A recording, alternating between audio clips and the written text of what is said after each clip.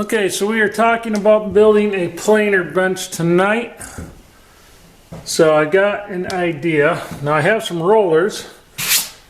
So I'm kind of thinking something like this.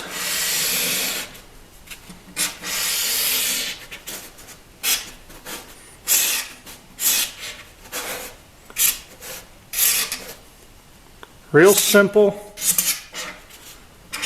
Nothing too fancy. Going to be about 7 feet long, somewhere in there.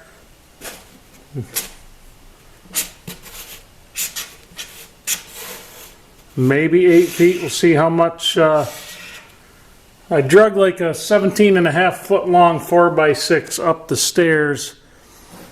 So I'll probably make this, I'm tall, so I'll probably make this about 32 inches. Somewhere in there. So these will be 4x6s. Be 4x6 legs.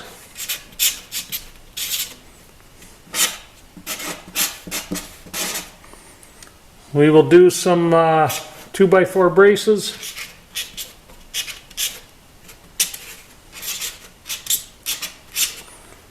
So we'll have a couple of rollers here, a couple of rollers here. We'll set the planer close to the middle. So for width-wise, I'll give you an end view.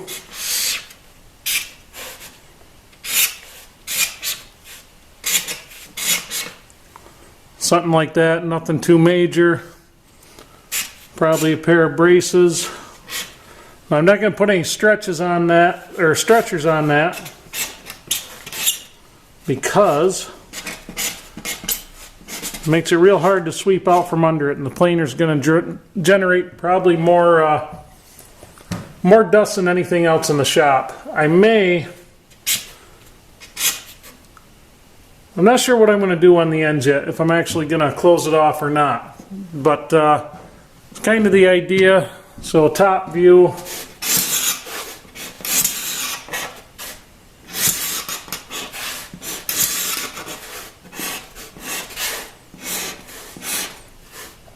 Planer will go in the middle.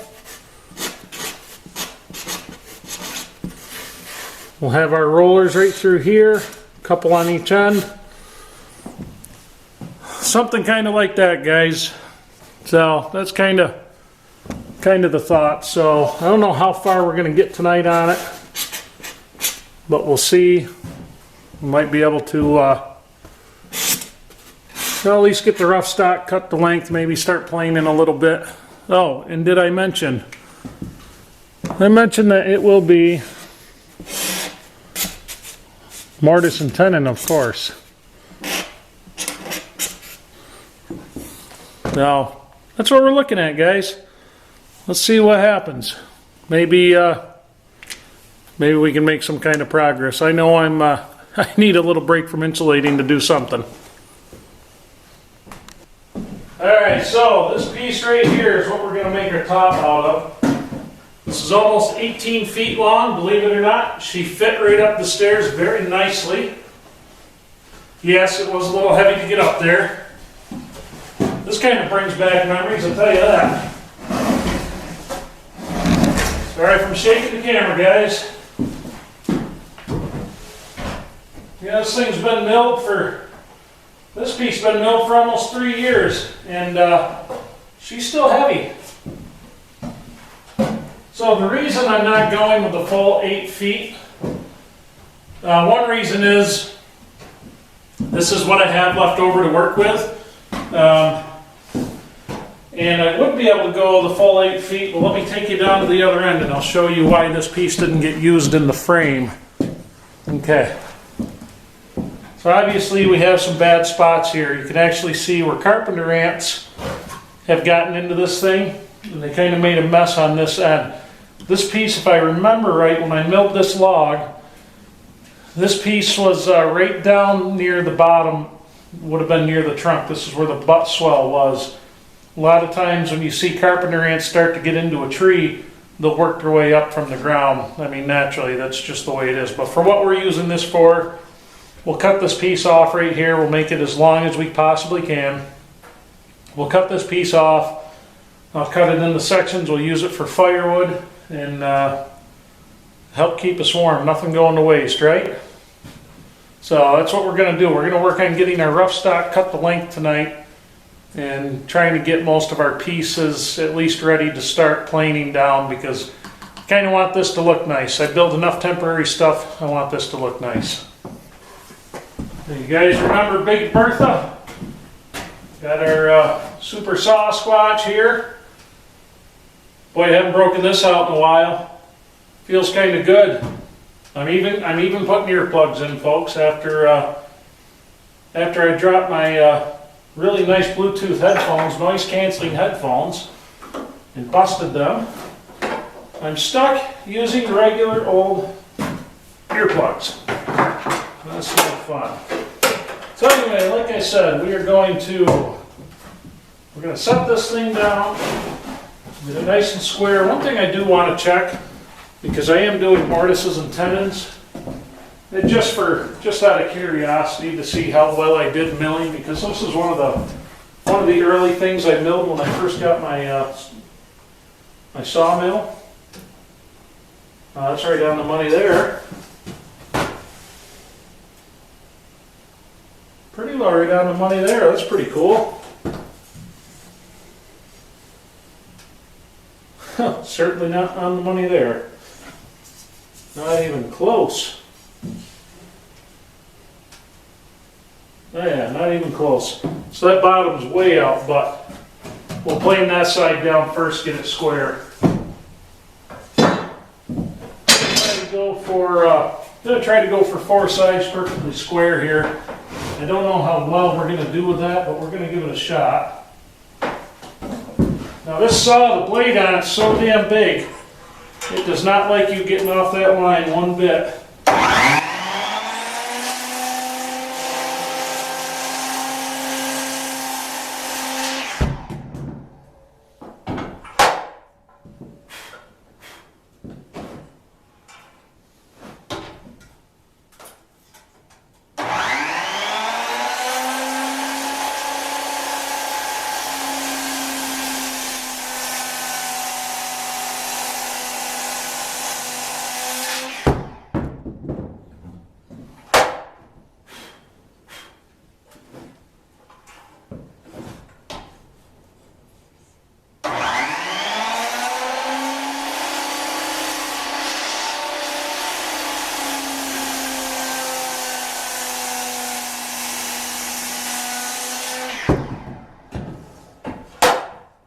Gosh, I love this thing.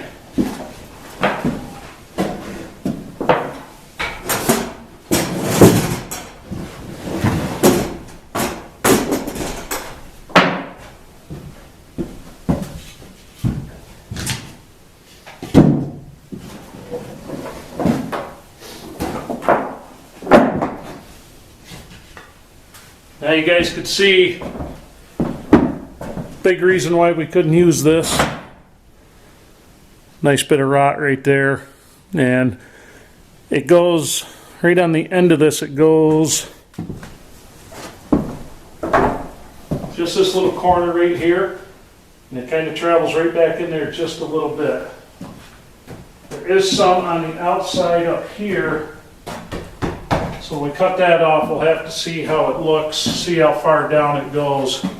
Because if it goes too far, then I gotta find something else to do this out of. But all in all, it's a fairly solid piece.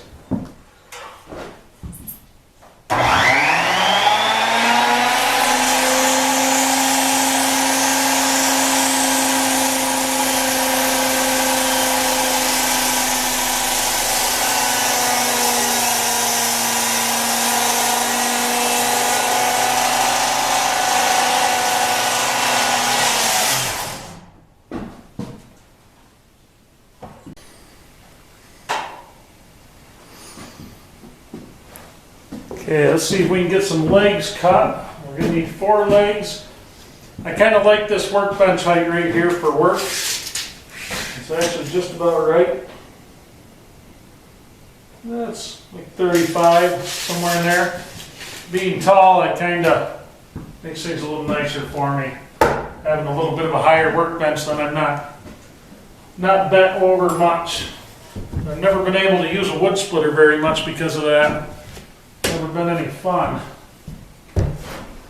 Oh, I doubt we can get 2 out of this.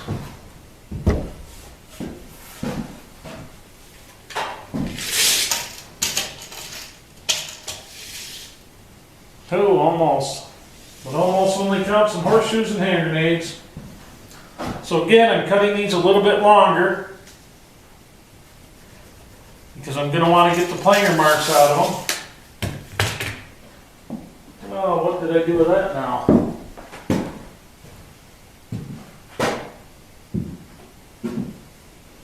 You know, I made a spot to hang that thing, and what do? I lean it on the workbench on the floor. Talk about brilliance.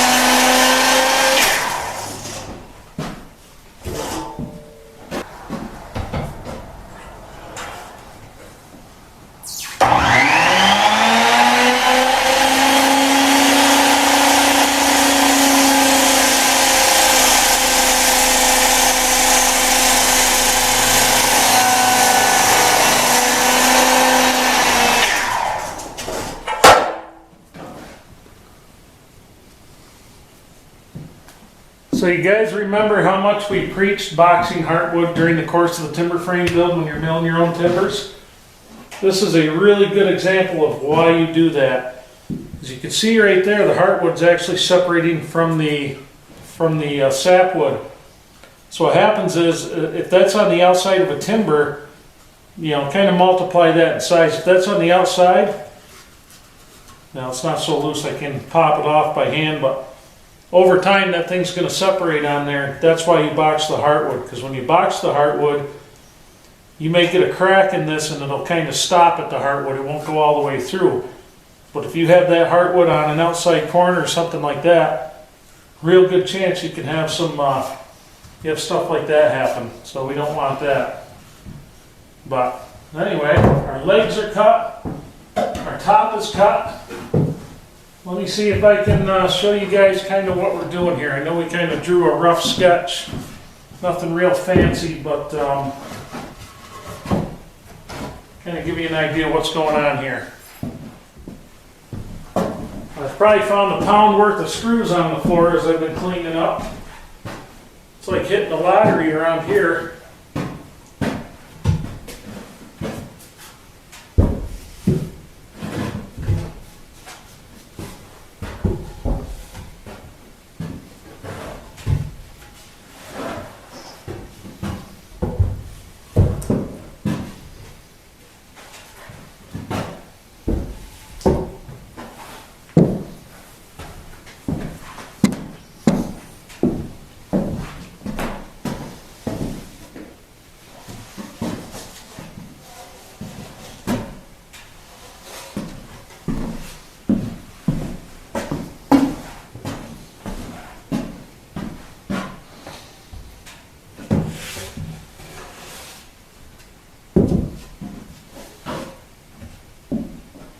Get these the same spot, I guess.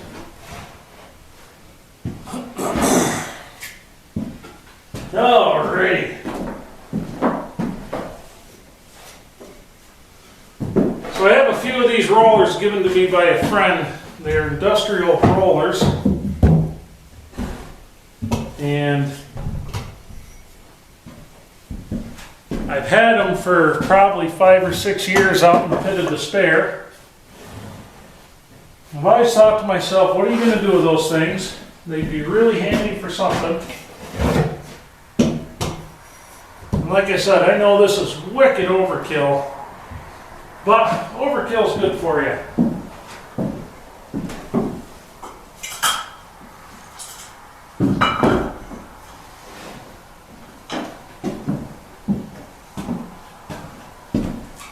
wish I had 6 of them. It'd be perfect. Wow, this is really going to be overkill. That's all right though.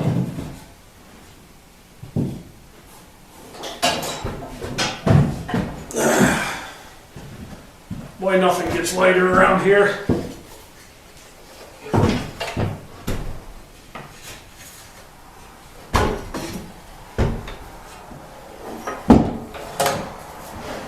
Obviously, the outfeed and the infeed of this thing is going to be at the same height. So these rollers will be, the tops of the rollers will have the same height as the infeed and the outfeed.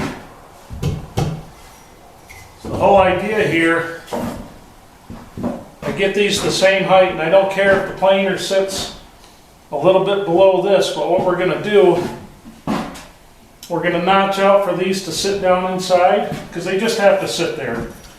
Boards just have to be able to roll over them.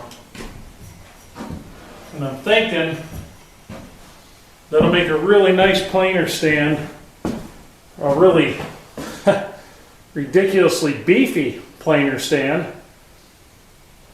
But I think it'll look nice. And then down the road, if we do get a 20-inch planer, maybe I can modify it to meet the needs of a 20-inch planer.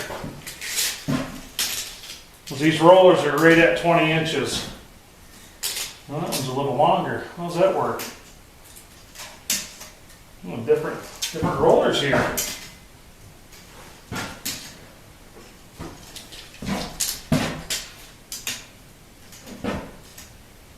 So I have 3 of them at 20 and a half.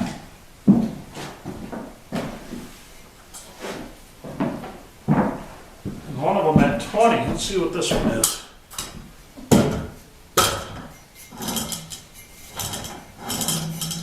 I don't think those bearings are too good in that one. So that's a 20. So we have 2 20s and 3 21s.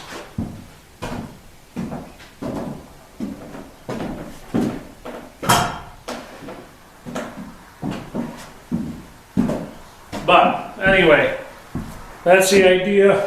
That's what I'm going for.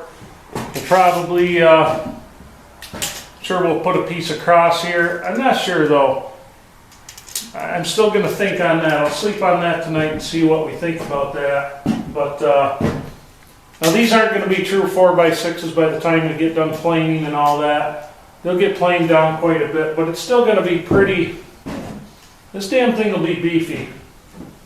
Now we'll see what happens. I know it kind of probably seems goofy to you guys looking at it right now, but wait till you see the finished product before you judge. So we'll see. We'll see. I guess all that matters, as long as I'm happy with it, that's what matters. But damn thing shouldn't collapse, I'll tell you that. Well, there's our start to our planer bench stand, whatever you want to call it. I know it's going to be overbuilt as hell. I'm quite aware of that.